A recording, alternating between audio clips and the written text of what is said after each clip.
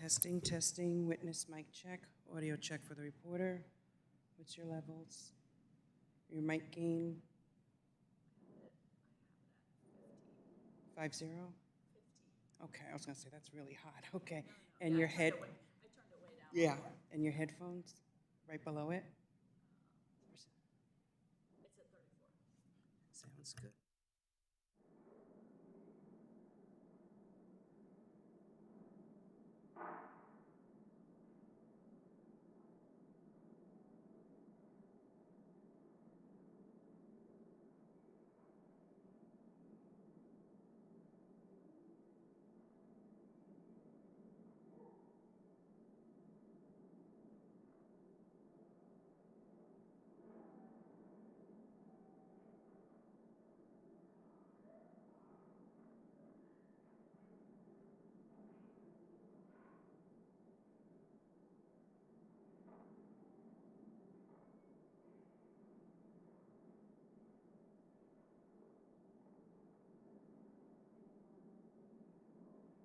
Push.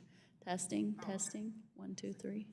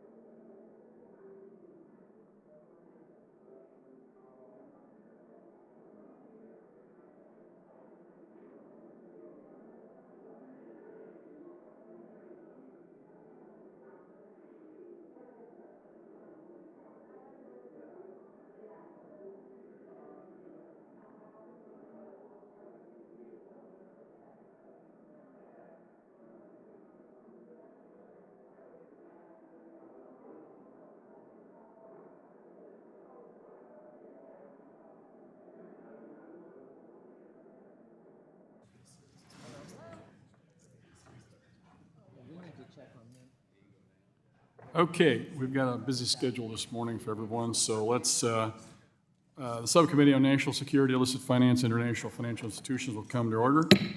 Without objection, the chair is authorized to declare recess of the committee at any time. This hearing is entitled "The Role of Export-Import Ex-Im Bank of the United States Amid Intensifying Economic Competition with China." Without objection, all members will have 5 legislative days within which to submit extraneous materials to the chair for inclusion in the record. And I recognize myself for 5 minutes to give an opening statement. From the outset of the 118th Congress, my top priority as chairman of the subcommittee has been addressing what I believe to be the biggest threat not only to the United States security, but also global security. That threat is the bid for global economic domination posed by Communist China. Unlike the United States, the CCP does not subscribe to the rules-based order that has governed trade and export credit financing for nearly a century. The CCP demonstrates daily that it plays by its own rules and will do anything to gain footholds in strategic sectors vital to security.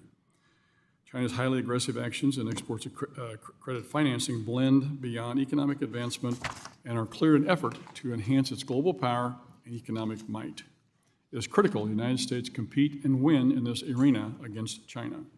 One important tool for doing so is the topic of today's hearing, the Export-Import Bank of the United States, or Ex-Im. It's been 5 years since this committee last held a hearing on Ex-Im, leading up to its most recent reauthorization in 2019. And it's been 9 years since the sitting chair of the bank testified before us in 2015. So we're glad to welcome the current chair, the president of Ex-Im, Ms. Rita Jo Lewis, testifying before us today. Thank you. Appreciate your attendance and look forward to your testimony here. Ex-Im was established during the Great Depression and over the decades since. It has helped to support exports of the U.S. goods and services in cases where the private sector is unwilling or unable to provide financing. Through direct loans, loan guarantees, insurance, and an innovative reinsurance risk-sharing program, the bank boosts American small businesses and exporters, creating or sustaining tens of thousands of American jobs across the country. Ex-Im's ability to manage risks successfully is why it is one of the rare government-run entities that actually makes a profit for American taxpayers and has sent approximately $9 billion back to U.S. Treasury for debt reduction since 1992. To orient the bank to directly combat the economic threat of Communist China, as part of its 2019 reauthorization, Congress directed Ex-Im to establish the China and Transformational Exports Program, or CTEP. However, 5 years in, although it seems this program is having some impact, there is much more to do than that I think it could do. I've always viewed Ex-Im as having a vital role in the United States' ability to promote global economic leadership. We saw the harm when Ex-Im's charter lapsed between 2015 and 2019, leading to a significant increase of projects being funded by foreign export credit agencies, and those jobs went to foreign companies and workers. There's enormous opportunity in restoring and bolstering America's position as a global energy superpower. Ex-Im's charter rightfully requires that it consider deals based on banking criteria and not political considerations such as whether an industry is disfavored, as hydrocarbons are by the current administration. To your credit, Chair Lewis, on your watch, Ex-Im approved hydrocarbon projects in Indonesia and Bahrain. Unfortunately, the green ideologues criticize you for doing so. Despite those correct decisions, there must be enormous political pressure to ignore your charter by applying a green filter to transactions. That is why it is so worrying to this committee that major projects, particularly the enormous natural gas projects in Mozambique, have been delayed and remain unfunded by Ex-Im, leaving tens of thousands of American jobs waiting. Similarly, nuclear power is an area where America needs to restore its role as a global leader, and Ex-Im could help do that. In these areas and other areas, I believe Ex-Im can help ensure a level playing field in our global geo-economic competition with China. But for the bank to play that role, it must be managed competently. That is why my colleagues and I were concerned by a recent Inspector General report that cited significant challenges at Ex-Im surrounding organizational culture, employee morale, and high attrition rates. In the OPM's Federal Employee Viewpoint Survey, Ex-Im plummeted from 12th place in 2021 to dead last among 30 small federal agencies for best places to work in the federal government. So, Chair Lewis, I hope to hear from you today just exactly what you and the rest of Ex-Im leadership are going to do to address these alarming trends. I appreciate your willingness to come before this committee and tell us about some of the Ex-Im successes, but also tell us how you and us can work better together to be able to make Ex-Im a better place to work, and a better functional agency. We look forward to your testimony. And with that, the chair recognizes the ranking member of the subcommittee, the gentlewoman from Ohio, Ms. Beatty, for 4 minutes for an opening statement. Good morning, and thank you, Mr. Chairman, for holding this hearing. And thank you to our witness, President and Chair of XM, Rita Jo Lewis, for appearing here today to discuss the role of the United States Export-Import Bank, particularly with respect to competition with China. This year, XM celebrates, as we've just heard from our chair, 90 years of carrying out its mission to create economic opportunity for the United States companies and workers. So we're excited to hear from you, and I join my chairman in saying we're excited to hear how we can work together. So thank you for that, Mr. Chair. In full disclosure, I've had the opportunity to not only know, but work with Madam Chair and President for some time. For those who don't know, she comes to us as a scholar, Emory, American University, a lawyer, a diplomat with years of international experience in this area. We know by providing financial tools to help the United States businesses export their American-made goods and services around the world, XM supports United States jobs and helps our companies successfully compete abroad. Today, you may hear claims that XM simply hands out money to large corporations, but I want to go on the record, Mr. Chair, stating that, in fact, 90% of XM's authorizations directly benefit United States small businesses. The purpose of XM is to level the playing field to ensure that American companies can compete for global sales, and that is exactly what the bank does in every single one of our congressional districts represented in this hearing today. And Mr. Chairman, I'd like to enter into the records a chart. I think that will be very helpful. It identifies the amount of small businesses who benefit from the funds of those of us who are questioning you today. And let me just say, my colleagues on the other side, their small businesses should be applauding you because they are in the hundreds and hundreds and hundreds of millions of dollars to small businesses. And we hear that frequently, that we are small business owners. Without objection. Thank you.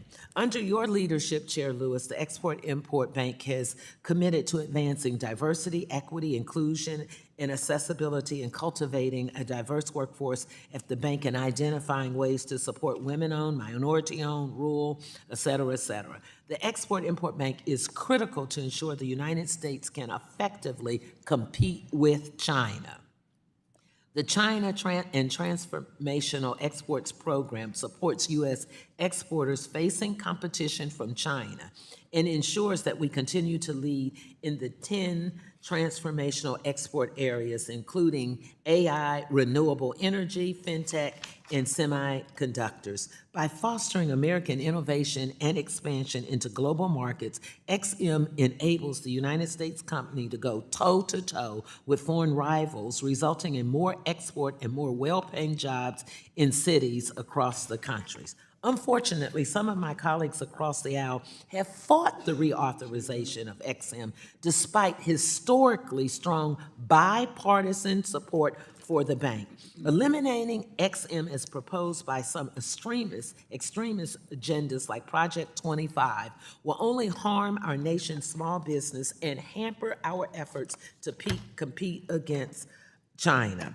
Democrats have a long record of working with you, and I'd like to say that I was proud to be here in 2015 because the Republicans used a discharge petition to do away with export, and Democrats have increased the cap for export-import lending. I yield back because my time is up.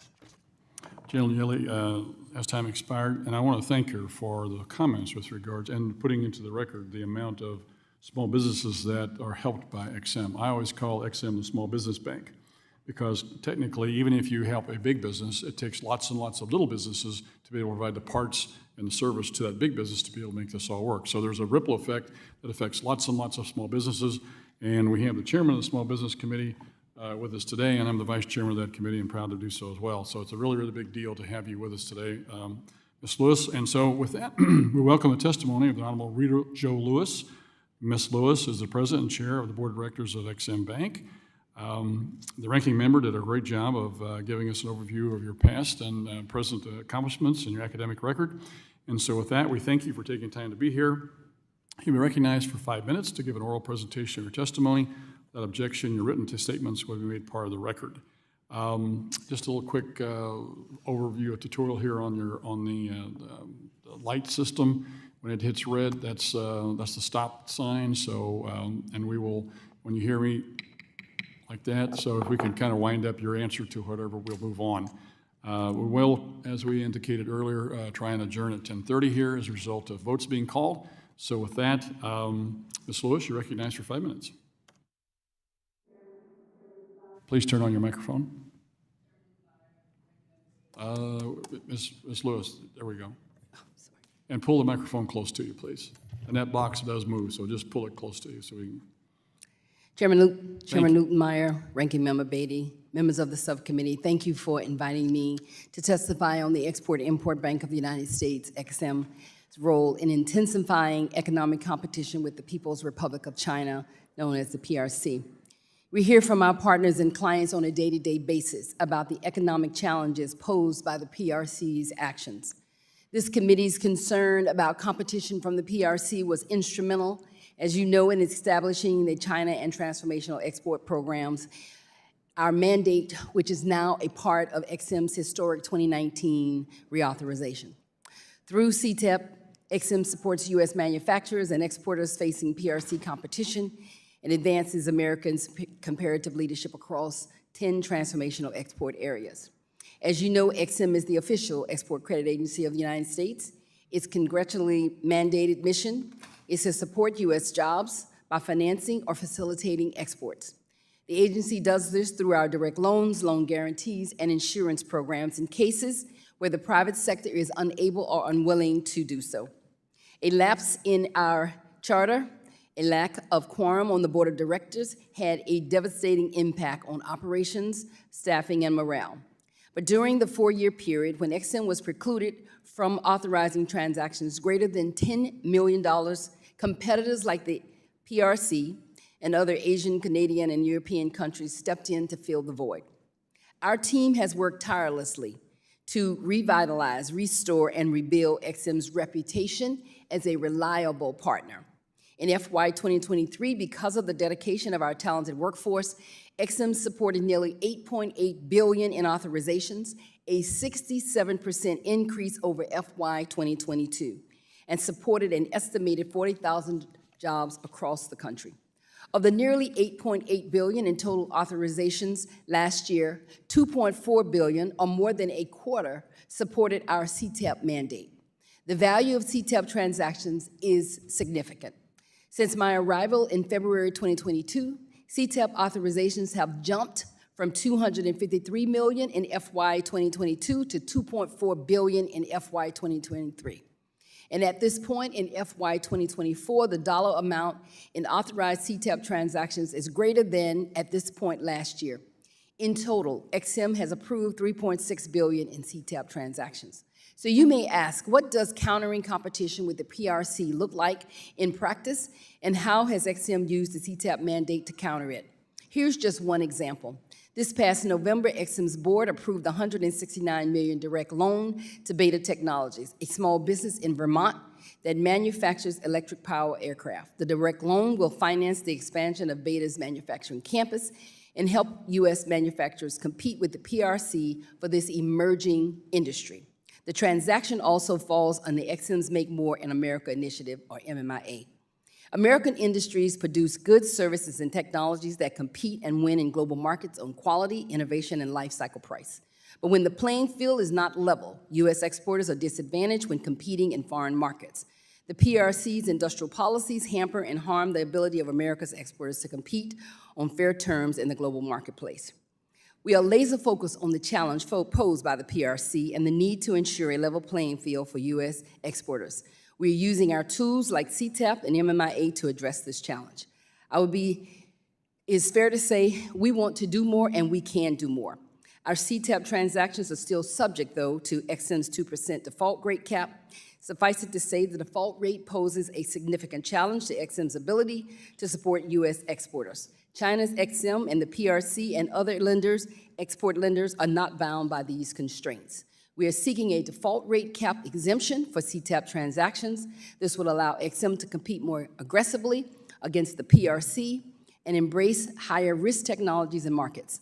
I would also be remiss if I did not mention that XM's charter expires at the end of 2026, because from 2015 to 2019, when the charter lapsed and we lacked the board quorum, the world saw a 35% increase. So, Mr. Chairman and the committee, one of the things that we would be remiss in not talking about is the fact that an early reauthorization with enhancements to CTAP mandate, backed by a large bipartisan majority, would send a strong signal to the world that Congress is committed to supporting XM and empowering the agency to advance national interests by facilitating exports and supporting jobs. I look forward to working with you and other congressional stakeholders, and I look forward to your questions. Thank you. Thank you, Ms. Lewis. We'll now turn to member questions, and the chair now recognizes himself for 5 minutes. Chair Lewis, let's drill down on XM's deal flow and national security. XM has a statutory lending authority of $135 billion. How much of that $135 billion is now obligated, and how much more could XM be doing before reaching the $135 billion ceiling? That allocation, Mr. Chairman, is around $34 billion that we have authorized thus far. And we have a very, very strong pipeline of projects throughout the different mandates as well as throughout different sectors that we're operating in, and we look forward to continuing to do more. Okay, I know that when we shut down in the late 20-teens, that really hurt our ability and I guess the reputation of the XM Bank, and it took so a while to get it back up and going. Then the pandemic hit. But I think we're in a position now where we need to, especially with China coming on, to be able to compete against them and find a way to get that done. And so that leads into my next question here with regards to Congress passed and as you mentioned here, President Trump signed into law the reauthorization. As part of the legislation, the program on China and transformational exports was established with a goal of 20% of your statutory lending authority, which is $27 billion, to counter China. You note in your testimony that it was only, I think, 2.4 last year. You're up to over $3 billion now, if I'm not mistaken. What's your strategy for substantially growing CTAP transactions? Absolutely, Mr. Chairman. We are we have a sense of urgency about the work that we're doing, and our strategy has been, as we review the 10 transformational exports, we have seen significant growth in the work that we've been doing in everything from renewables energy, 5G, as well as in the work on water and sanitation. Our strategy has been that we are looking to use all of our tools to compete with China, as well as to help build and keep manufacturing here in the United States. That's why, as we have looked at the 10 specific sectors, everything from AI to financial technology to renewable energy, we are continuing to be as aggressive as we can to work as a whole of government in looking for bankable projects. Okay, as you go through all this here, the CTAP is currently limited to 10 transformational export areas. We look at changes to the program. How does that impact your underwriting? Should we be looking at adding more areas or scrap them all together? I think that's one of the questions we want to look at here. Basically, what kind of changes do you see to the program that can be impactful? The 10 transformational export areas here, do we need to scrap it? Do we need to expand it? You mentioned already that the 2% default cap rate is a problem. Should it go to 4? You suggested here that we have an exemption for just CTAP programs. Can you expand on that, please? Yes, Mr. Chairman.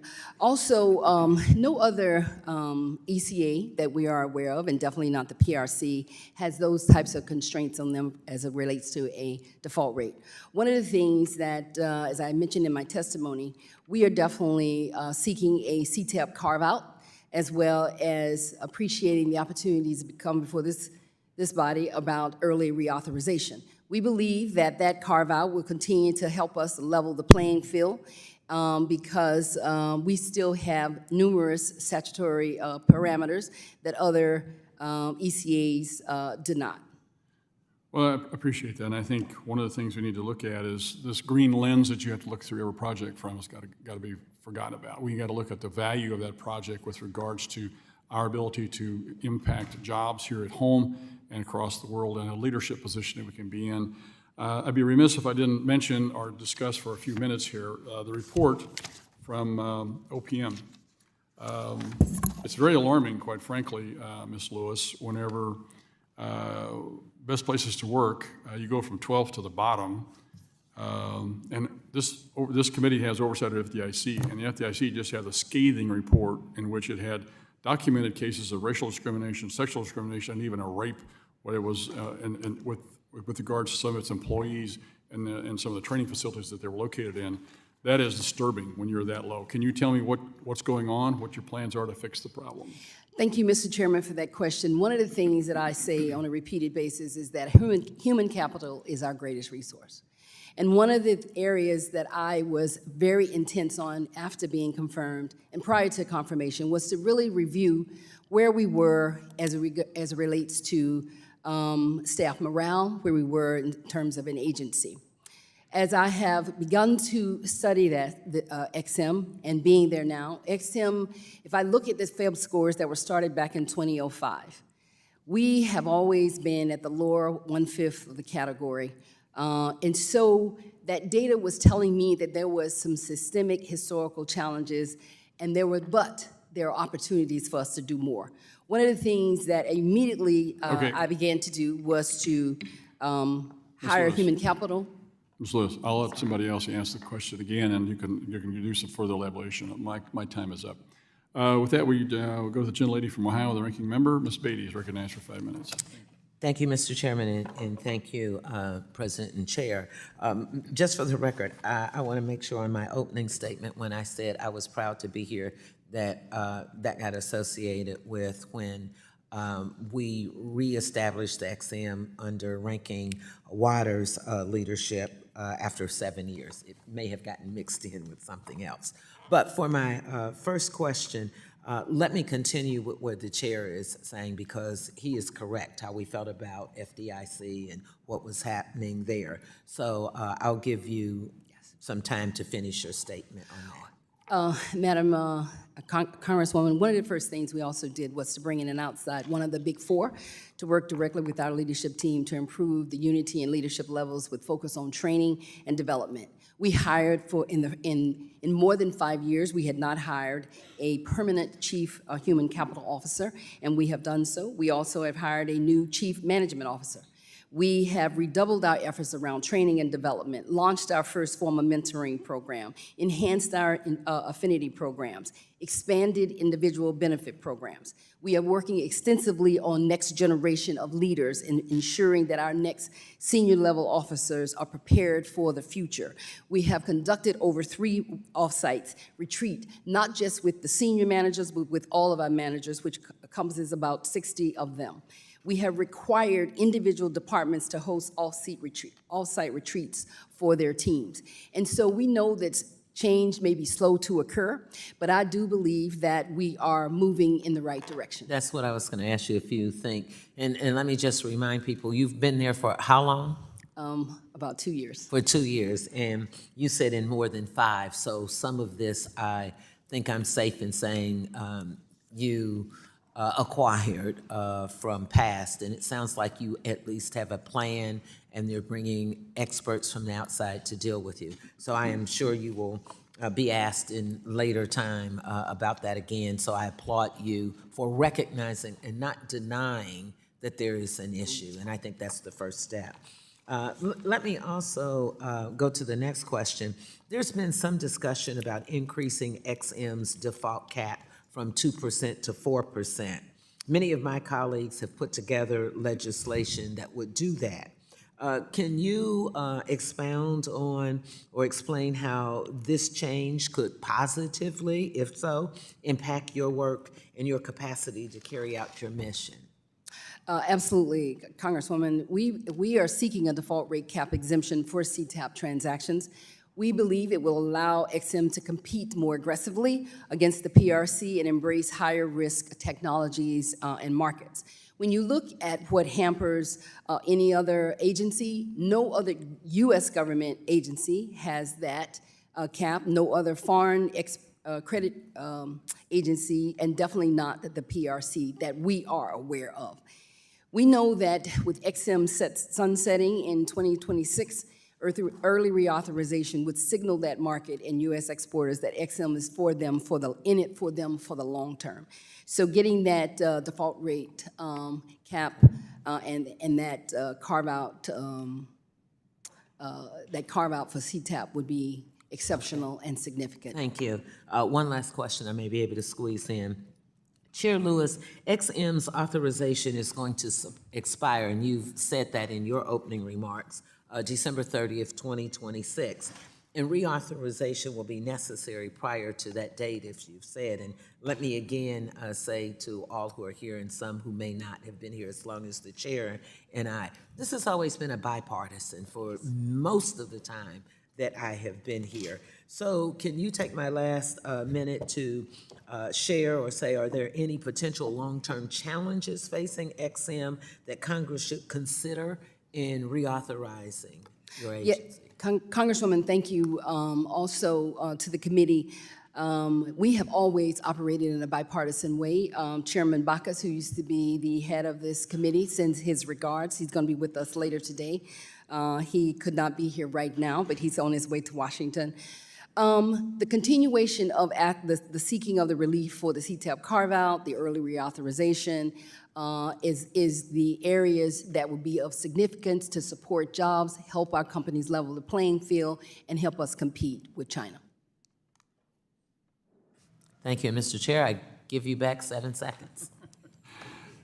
Thank you, Madam Gentlelady from Ohio. We're going to try to get one more in here before the votes are called. So with that, we're going to recognize the gentleman from Kentucky, Mr. Barr, who's the chair of the Subcommittee on Financial Institutions Monetary Policy. He's recognized for 5 minutes. Well, thank you, Mr. Chairman. And Chair Lewis, my wife graduated from the University of Georgia, so she would say, "Go Dogs." Yes. I'm a Kentucky Wildcat, so that's hard for me to do. But anyway, great to see you, and thanks for your service. In May, members of this subcommittee sent you a letter expressing concerns with recent suggestions that XM was prioritizing projects aligned with environmental goals as opposed to this China objective. Chairman Luetkemeyer mentioned deal flow and the backlog of unapproved projects. One such project is the natural gas pipeline in Mozambique. What is the holdup here? You know, Mr. Chairman, definitely tell your wife, "Go Dogs." She is absolutely right. We're all about the red and the black. Right now, Congresswoman, there's no decision has been made yet with respect to that amendment of the approved financing for that particular project. The current amendment does not involve a fresh review of entire transactions, which was approved under the prior administration. Well, let me just, without regard to the specifics of the Mozambique natural gas pipeline, I hope that the holdup is not related to the political influences of the administration's climate agenda. In fact, when we reauthorized XM, we prohibited the bank from discriminating against fossil energy projects. And let me tell you why that's important with respect to the China Transformational Exports program that we also authorized in the reauthorization.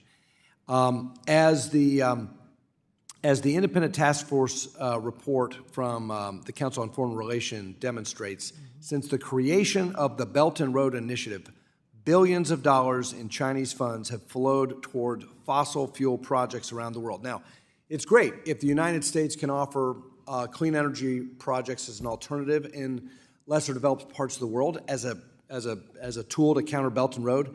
But the fact of the matter is, in the global South, there's a lot of energy poverty. And when we don't offer an alternative for those lesser developed countries in terms of energy security, they're going to go to China. And so I am concerned that the bias against fossil energy projects at XM and within the administration compromises U.S. national security with respect to this objective of countering China.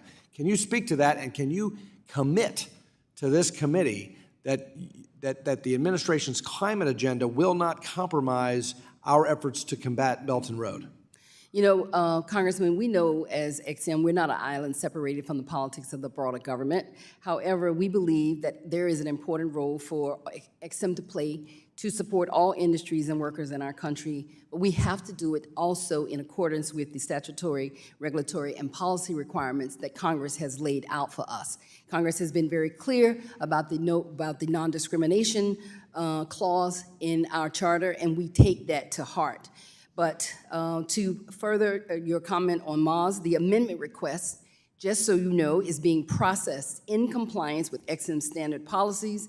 XM remains in coordination with the other project lenders, and due to force majeure, no disbursements have been made to date on this transaction. Well, thank you very much. We'll look forward to hearing more about the progress on Mozambique. I introduced a bill called the Countering China Through American Exports Competitiveness Act. I'm a big supporter of CTEP, and I appreciate your work on that. I want to supercharge that work, and this bill would increase from 20 to 33% the incentives that XM would be used to counter China. Do you agree that while it's still essential that the bank make sound business decisions in its deals, allowing the bank to make larger, more aggressive deals is a key tool in countering China? Congressman, as they say, if we have more, we can do more. And we really look forward to working with you and the committee on any legislation that is going to assist us to help American workers, help American business exporters to compete against China to help level. And by the way, I agree with you about raising the default rate cap, especially for CTEP. My bill would raise that from 2% to 5% to allow XM to be more aggressive in its transactions and posture to counter China's Belt and Road Initiative. I think the goal under CTEP right now would be something like $27 billion. I think the deals are only about 2. We're at 3.6. 3.6, so you've got a lot of room to go to get to 20%. I want to raise it to 33% of all XM activities. So just encourage you to get a little higher on those deals that are related to CTEP. Yes, we are, sir, and those deals are coming in. Our pipeline is strong. Thank you. Yield back. Appreciate your service. Keep up the good work. Thank you, sir.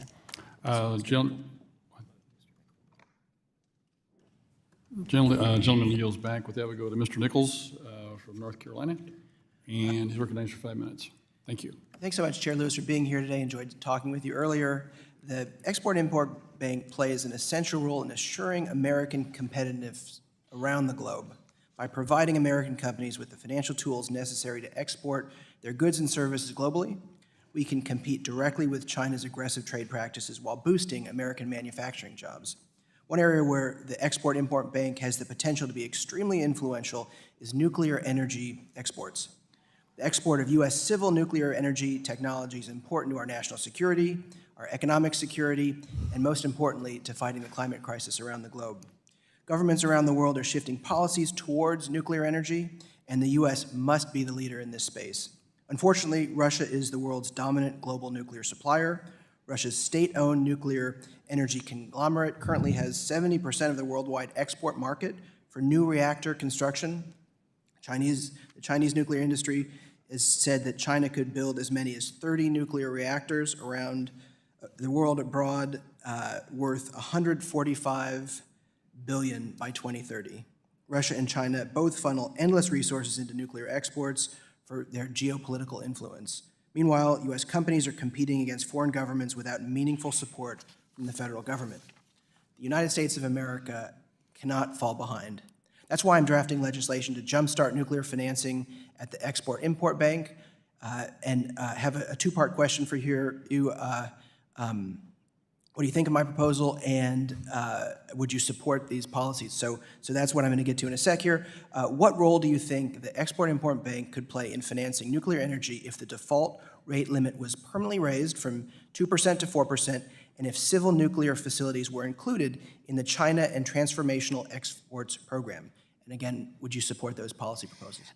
Congressman, thank you very much for that question. XM has been supporting financing for overseas nuclear transactions now for over 5 decades, and it has world-class expertise to be able to evaluate the technical, the legal, and the financial of these particular projects. One of the things that we're very supportive of, Congressman, is also a carve-out for under CTAP, as well as a carve-out for nuclear. We believe that it will also continue to make us more competitive and be able to offer more flexibilities for our exporters, but also the continuation of supporting jobs, but more importantly, to help us compete against the PRC and Russia. Should we be concerned about what happens when China and Russia start aggressively pushing their nuclear technology in key strategic areas around the world?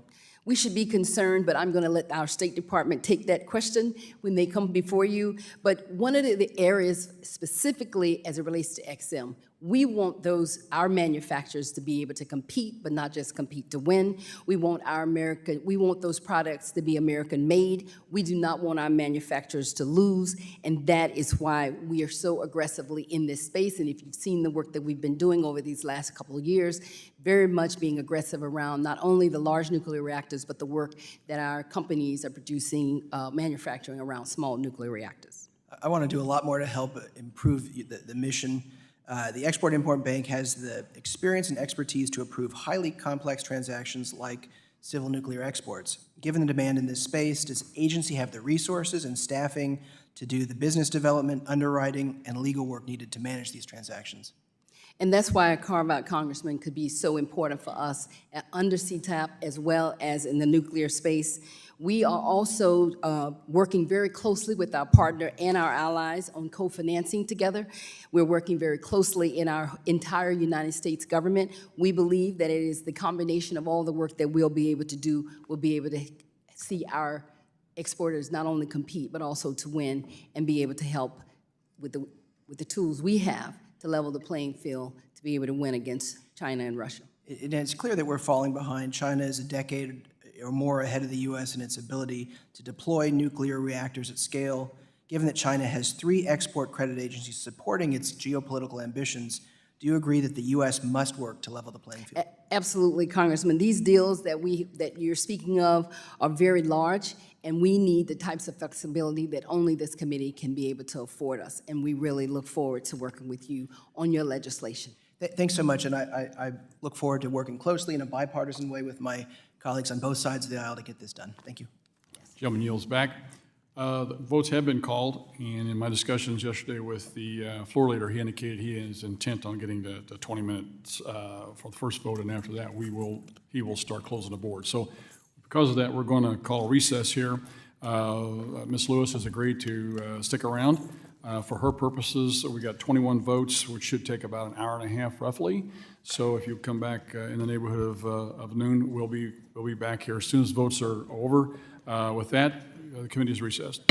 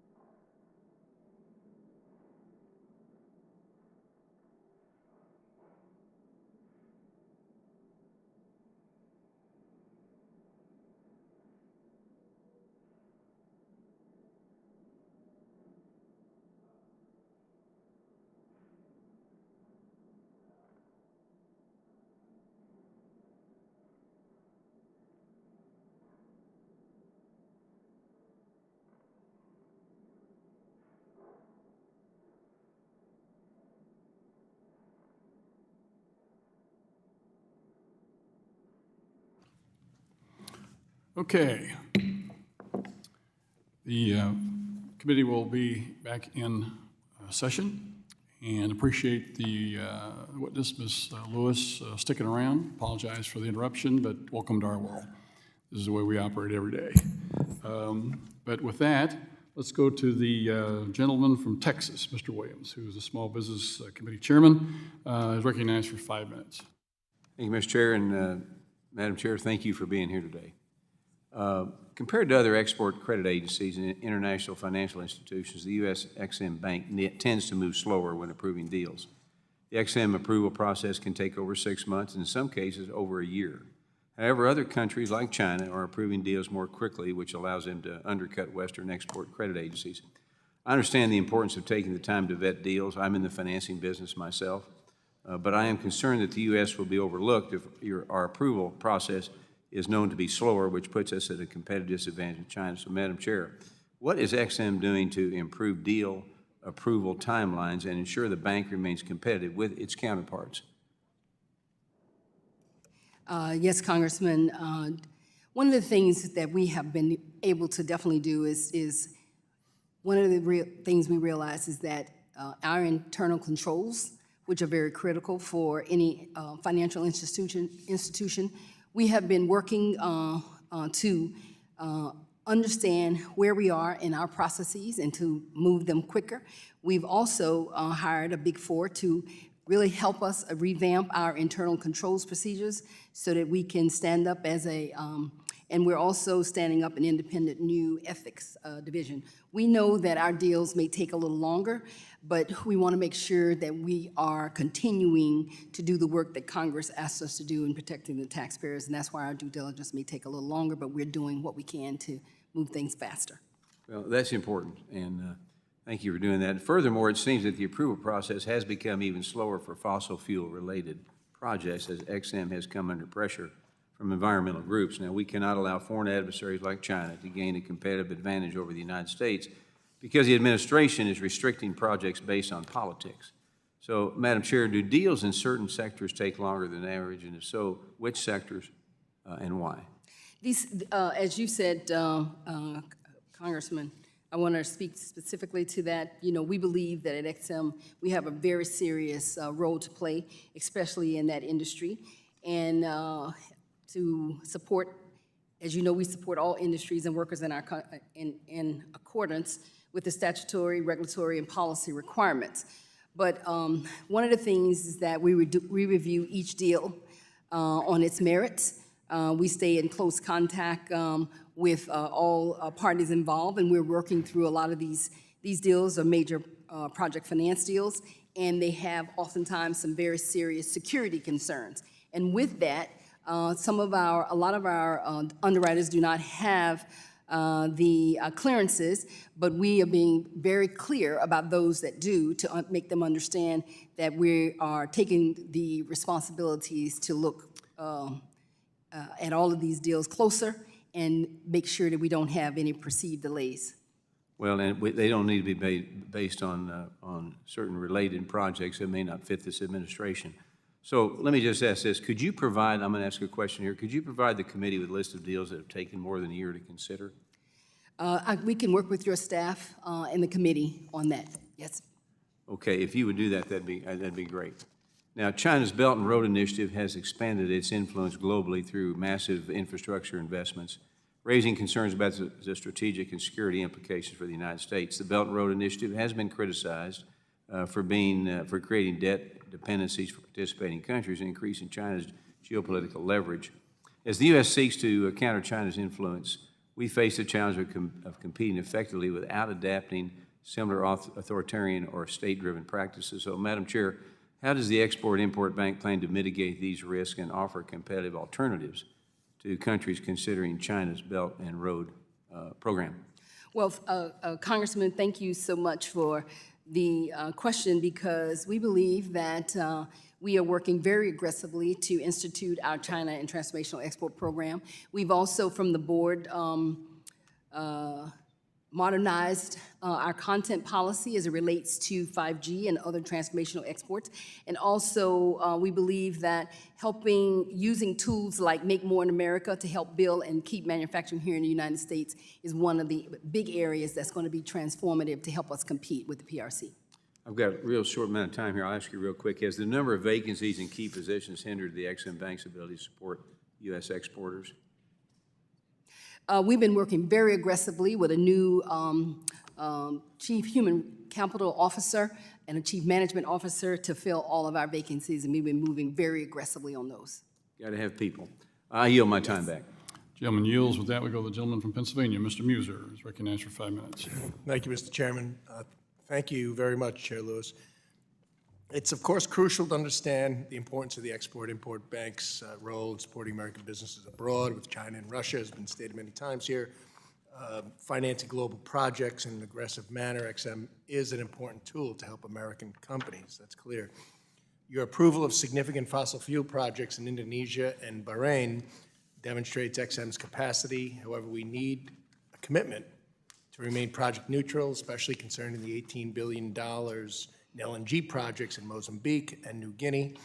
Allegations of delays due to the President's executive order need to be addressed. Secondly, reauthorization of XM's approaches next Congress. As we approach next Congress, fiscal responsibility is critical, and so we must examine how much of the $135 billion in capital that is currently obligated, consider measures to enhance fiscal prudence. And lastly, the XM is a lender of last resort, not a competitor to private financing. This distinction is vital to ensure it supports American companies effectively without encroaching on the private sector business. So given President Biden's recent ban, Chairwoman, on LNG exports, can you commit to being project neutral for 2 LNG projects in Mozambique and New Guinea, totaling nearly $18 billion? As it relates, Congressman, no decision, as we have said, has been made yet with respect to the amendment on the approved financing for this project. We know, as it relates to Maz, LNG's project, for all of our deals, XM conducts extensive due diligence, which takes time.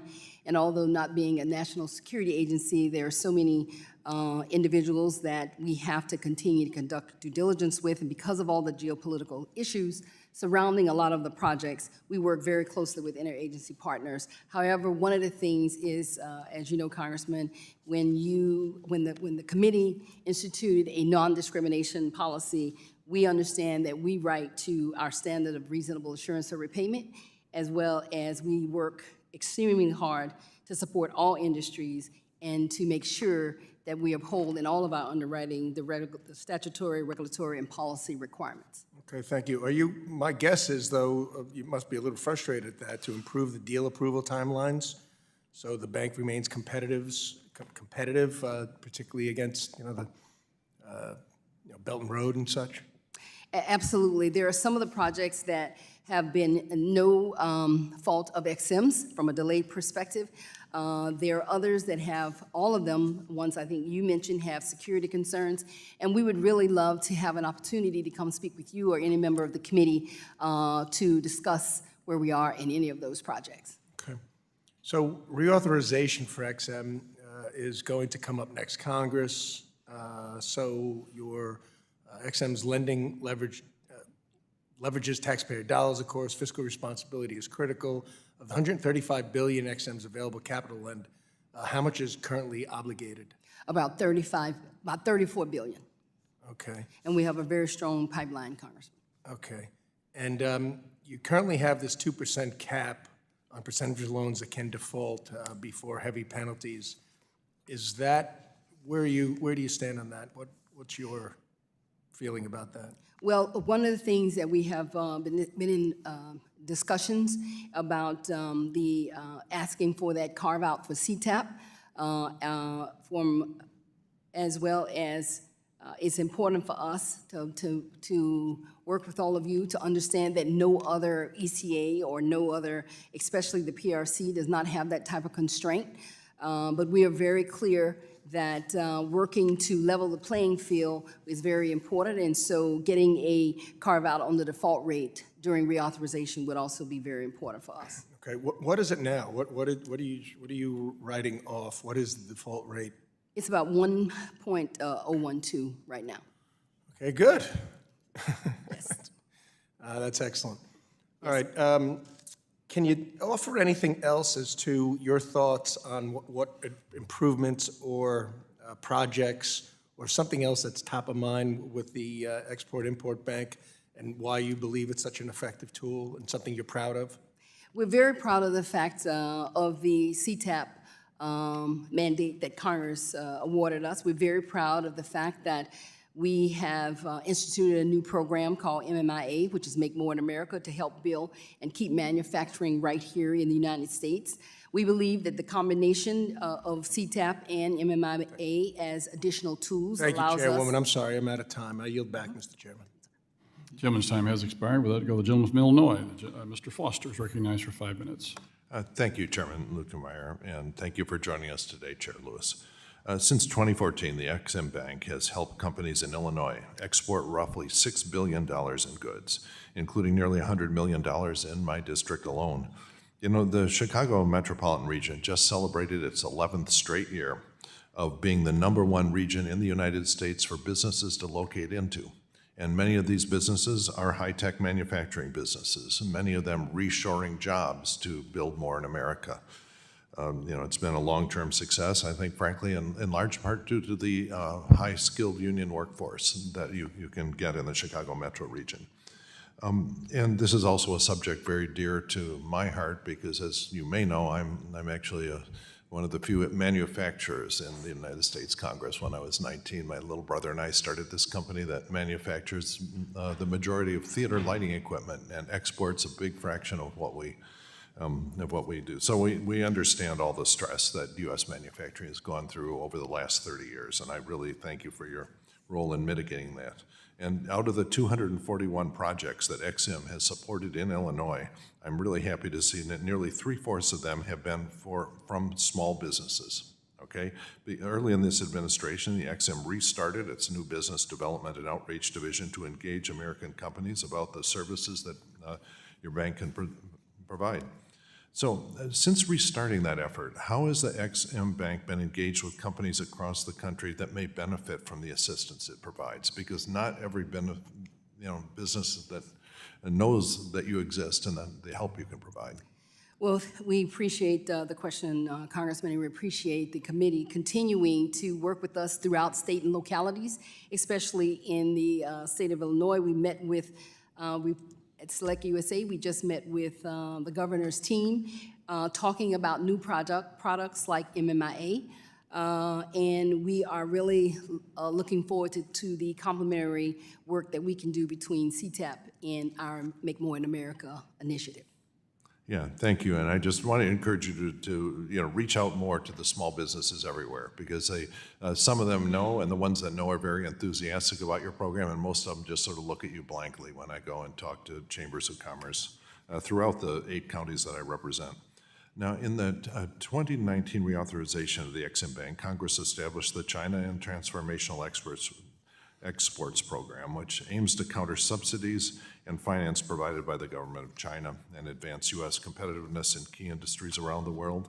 And this is something I am, personally very keenly aware of. We've, had to compete with cloned Chinese products built with poorly paid labor for some period of time now, and I'm proud that our company mainly succeeded. Though I should clarify, I no longer own the company. When I entered politics, I had my partners buy me out in order to avoid conflicts of interest, which maybe sounds a little bit quaint these days. But how does the EXIM Bank prioritize its review of projects that are meant to counter China's efforts in key sectors, and what other factors are considered in setting the bank's agenda in this area? Congressman, these projects are really highly privatized. When we were reauthorized, as you said, the Congress gave us a mandate in those particular areas, and we're being very aggressive within our global business development team, within our CTAP team, and with our small business and with our large and medium-sized businesses. We have, I believe, broken down a lot of those silos to make sure that we are operating as a one EXIM effort. And then I think what most people don't realize about us also, Congressman, is in the small business arena that for the last 21, 22, 23, over 85 to 85% of our transactions have been in the small business arena. Yeah. One of the things that makes your life difficult is that you compete against, for example, Chinese projects and that are frankly driven by corruption in many of the countries they operate at. You know, you can see if you're worried about your 2% failure rate, the Chinese Belt and Road Initiative is probably going to have a 100% failure rate in having their loans repaid because they were not driven by actual economic analysis and market need, but by just corruption and not very well thought out. And you see riots in Kenya today. Yes. Because of corrupt deals that have driven the country into debt. So how do you deal with the corruption end of it? One of the things that we definitely see is that we tell our exporters is we're not doing a race to the bottom, that we're there promoting American businesses on value and quality. Thank you. I guess my time is up, and I just want to thank you again for what you're doing for U.S. manufacturing businesses.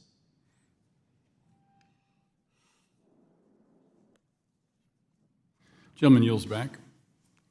And with that, we have one more member who would like to have 5 minutes to discuss important and salient information that we can delve from the testimony of our wonderful witness here today. Did I drag out long enough that you can get ready to go, Mr. Loudermilk? Okay. With that, we'll recognize the gentleman from Georgia, Mr. Loudermilk, for 5 minutes. Well, thank you, Mr. Chairman. I apologize for my delay in getting back, but unavoidable delays. But thank you for your patience and being with us. And I guess I'm batting cleanup here today, so we all get to take a break after this. Again, thank you for being here to testify as we lay the groundwork for reauthorizing the U.S. EXIM Bank. As my colleagues pointed out, the bank's most recent reauthorization saw a realignment of the bank's priorities towards strategic competition with China. The bank now oversees the China and Transformational Exports Program, CTEP, as has been discussed earlier today. While there is a clear strategic value in countering Chinese export financing, I'm concerned that CTEP hasn't scaled fast enough. As the gentleman from Kentucky pointed out, Congress reserved no less than 20% of the bank's $135 billion statutory lending authority for financing through CTEP. That means you're supposed to reserve around $27 billion of your total lending authority for CTEP, but you've stated that the bank's total CTEP transactions amount only to around $3.6 billion.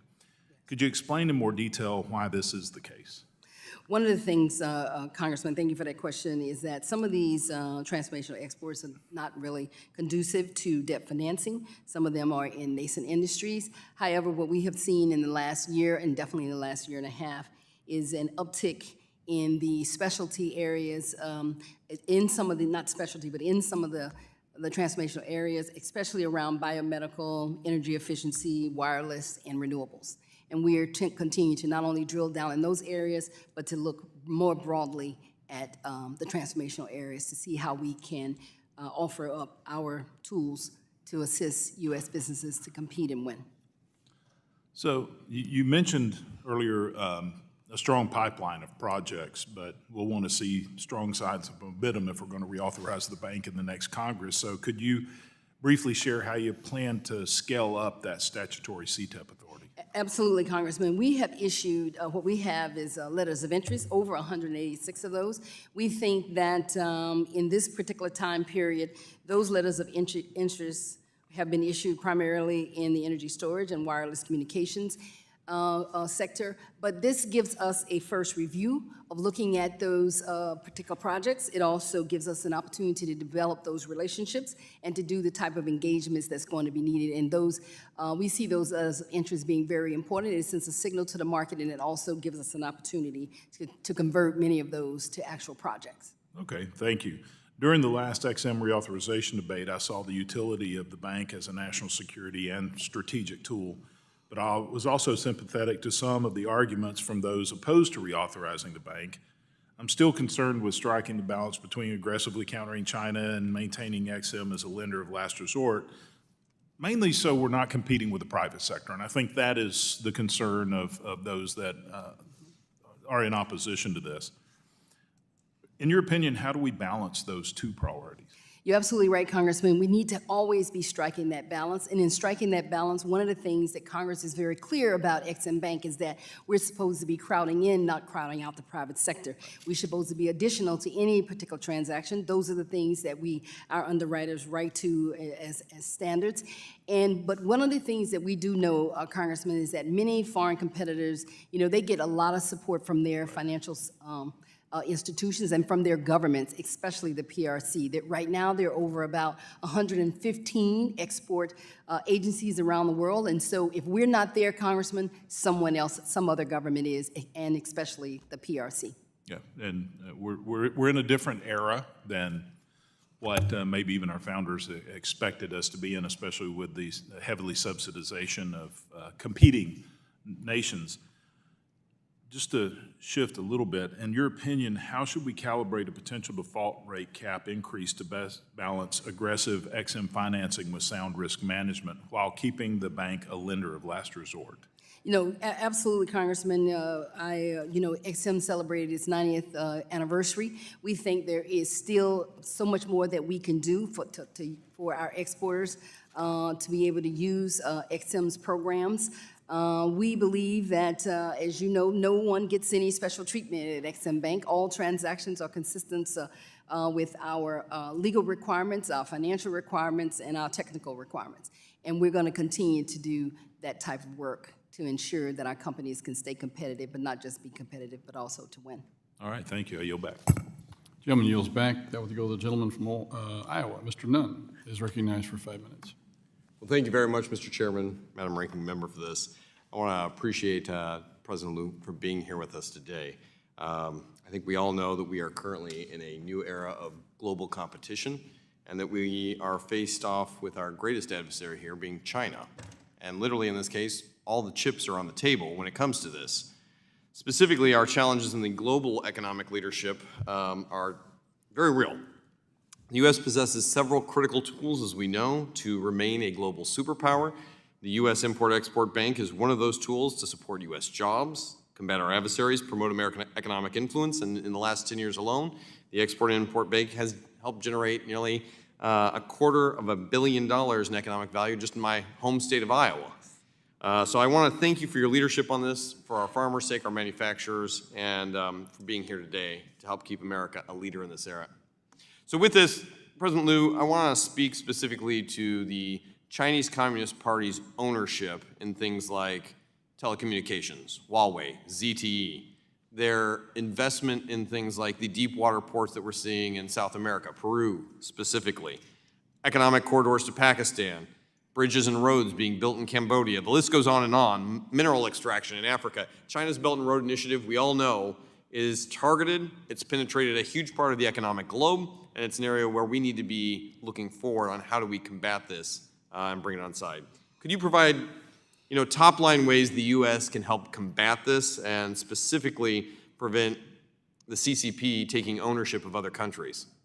Absolutely, Congressman. As you said, the competition is fierce.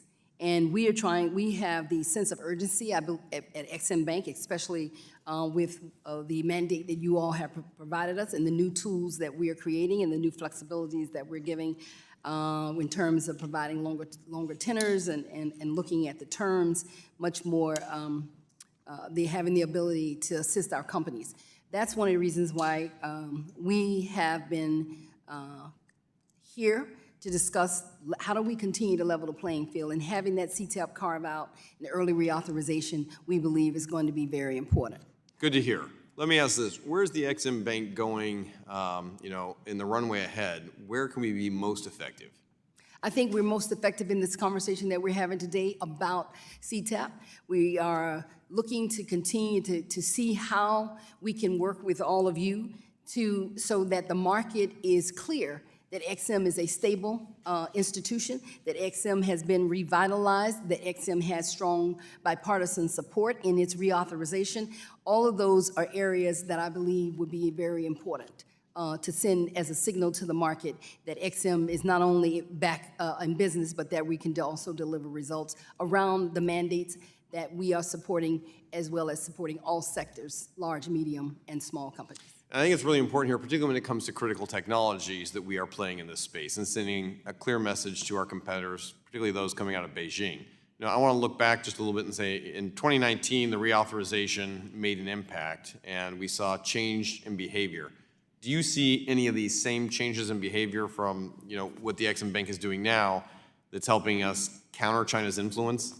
Absolutely. As we have been ramping up the work that we're doing in CTAP, the numbers that have been, we've been discussing around the wireless, over 542 million, energy storage, 95 million, renewable energy, over the largest deal we did, which was in Angola for 962 million. All of those came under the CTAP mandate. I think that what others are seeing, and it bears out no matter where I'm traveling to, that Ex-Im is a force to now be reckoned with. I like to hear that. Two things, real quick. Department of Commerce is working on American dual-use technologies. I want to think military capabilities here, AI, hypersonics. How does your team coordinate with Commerce on that? We work with Commerce very, very closely. As you know, Secretary Raimondo is ex officio on our board, but we work very closely with all units in the Department of Commerce, as well as other interagency partners. We believe working together as a whole of government allows all of us to be a force multiplier. And you've got the connective tissue you need there to be successful. You agree with that? You've got the connective tissue there with Commerce to make that successful? Yes. Good. Hey, last question real quick. Your foreign export credit competitors have been accused of unfair practices to gain advantage. Does that compete with U.S. agencies at all? There are definitely unfair practices throughout, especially with the PRC. Copy that. Thank you very much, Mr. Chair. I yield my time. Copy that. All right, way to go, Mr. Nunn. With that, you have a question? Okay, yeah, we'll recognize the ranking member for a point of personal privilege here. Thank you so much, and thank you again to our witness and to my colleagues. I have a distinct honor today to have in our hearing room from my district the recipient first place of my congressional art competition, Olivia. And so we want to congratulate you. She has her sibling and her parents, also a small business owner. So I invited them to come in because her mother, who is a physician, also has a small business downtown. And Madam President Chair, she might also have a product that, as a small business owner, that might be eligible to be in your export-import. Thank you, Mr. Chairman, and I yield back. And her father is also here. So I want to make sure you knew both her parents were here. Well, congratulations, and I'll have to go by the long wall and take a look at your masterpiece. Thank you for being here today. I have one more question I want to put some little piece of information on the record right quick while we have you here, Ms. Lewis, and that is with regards to Ex-Im statutory underwriting standard of reasonable assurance of repayment versus the Department of Energy loan program. Their underwriting standard is reasonable probability of repayment. I realize that's cutting hairs. Again, that's what we do around here. The words mean something, but this does have a significant effect. And again, I think, I guess my question is going to be, would you support changing it from assurance to probability so that you could have more flexibility and be able to compete better with in the CTP stuff? The standard that our underwriters write to, you're absolutely correct, Mr. Chairman, is the reasonable assurance of repayment, because that's the standard that Congress has asked us to be able to make sure that we have bankable, commercially viable deals. And we look forward to working with the committee on any measure that you would want to put forth to Ex-Im Bank. Well, I think that's a good place to start for some of the negotiations when the reauthorization starts, because I think you need the flexibility to, again, be able to compete. And that's what we're talking about here today, is being able to compete with China and allow the Ex-Im Bank to be a partner in that. With that, I'd like to thank Ms. Lewis for being here today and your testimony. Appreciate your working with us through our vote series. Without objection, all the members will have 5 legislative days within which to submit additional questions for the witness to the chair, which will be forwarded to the witness for their response. Ask the witness please respond as promptly as you can. And with that, hearing is adjourned.